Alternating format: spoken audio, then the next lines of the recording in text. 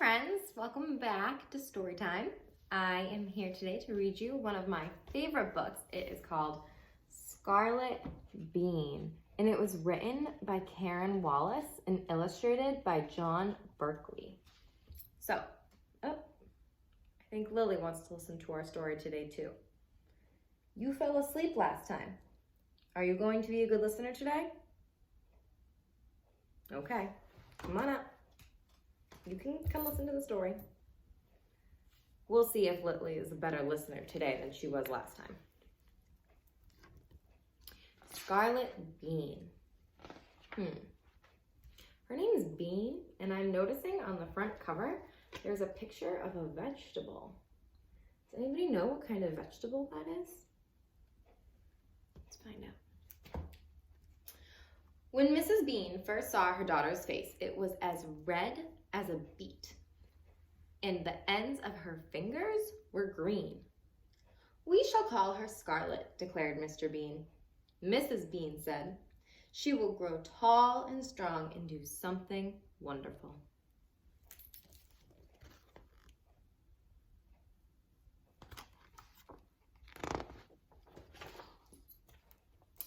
Mr. and Mrs. Beane lived in a house that looked like a garden shed. It was cozy and made of wood, but it was very small, so they worked outside as much as they could. Scarlette lay in her stroller and listened to the flowers grow, and when she slept, she dreamed of doing something wonderful.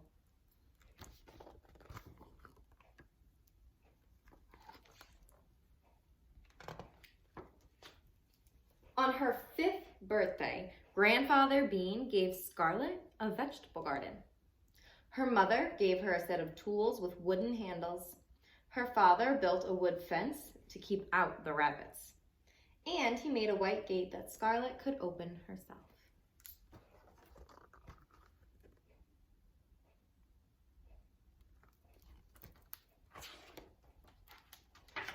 Scarlette loved her new garden. She pulled up the weeds.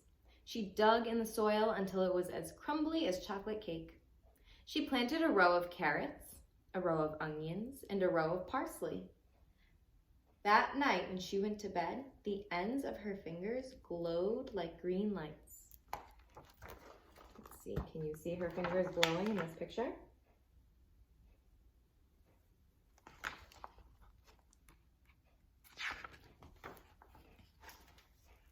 The next morning, Scarlette ran to her garden.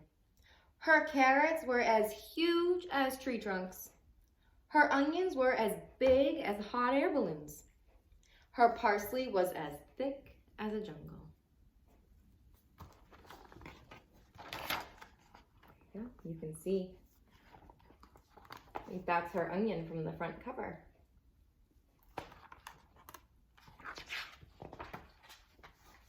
Everyone in the village came to help. They used bulldozers to dig up the carrots. They drove forklifts to carry the onions, and they cut the parsley with chainsaws. Some big vegetables.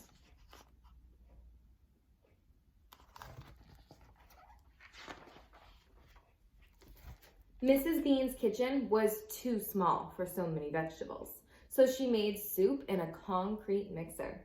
The house was too small for so many people.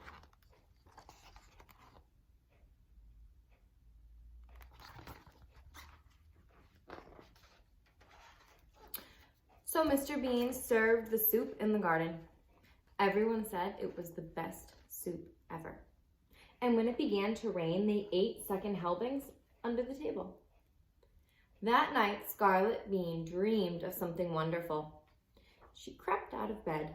In one hand, she held a small trowel. In the other, she had lots and lots of seeds. A trowel is like a small shovel. You can see it in her hand in this picture. If you look closely, you can see it's a little red trowel.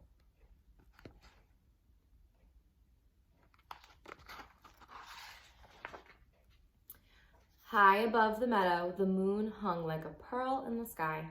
Scarlette dug a hole and put all the seeds at the bottom of it. As she covered them with the earth, the ends of her fingers flashed like green stars.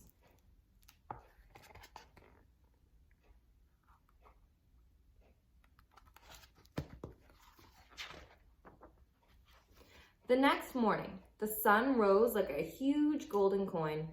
In the middle of the meadow stood a castle made of vegetables.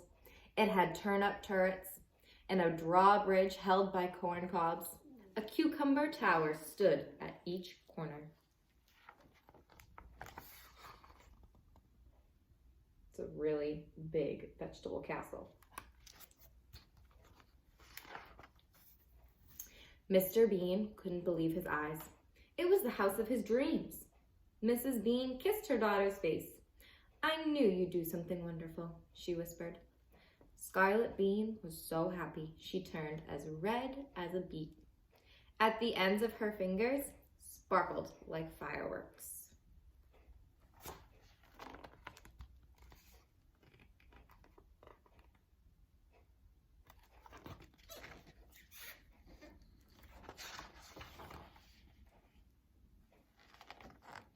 The end.